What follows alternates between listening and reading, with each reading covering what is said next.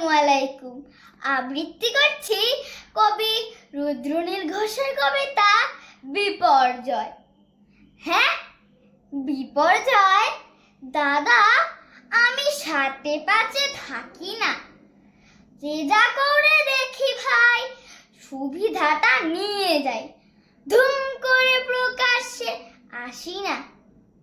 দাদা, আমি সাথে পাচে থাকি না, রাজনীতি দলাদলি কিংবা সে কোলাকুলি, যে যা খুশি হয়ে যাক, দুনিয়া চলুই যাক, আমি টু শব্দটি করি না, বারান্দা থেকে আমি নামি না।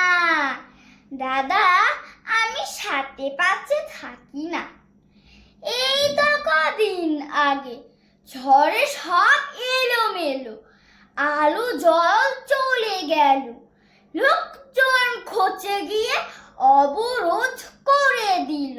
ঠিক কদিন পর সব ওকে হয়ে গেল, টুক করে ঘরে দেখি এসি টিভি অন হলো। হচ্ছুতি বাবারে, এত কি উচিত ছিল?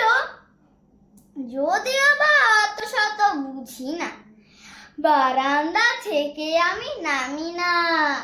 দাদা, আমি সাথে পাচে থাকি না।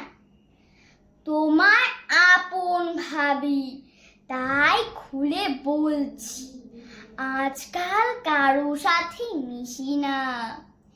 ফেসবুকে কেস খাবো ভুল কিছু লিখলে, তাই ফুল ছাড়া কোনো ফটো দেই না।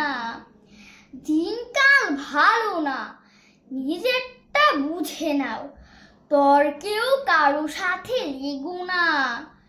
শুধু পাড়ায় এমএলএ ছুটে গিয়ে হাত নাড়ি, হাসি মুখে থাকি, কিছু বলি না। সব বেটা ভেবে মরে আমি তাকে ভোট দিব, বারান্দা থেকে তবু নামি না। দাদা, আমি সাথে পাচে থাকি না।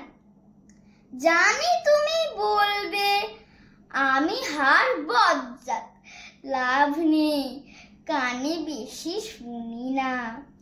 2 বছর হয়ে গেল এভাবেই চলছে, ডাক্তার খরচও করি না, বারান্দা থেকে আমি নামি না।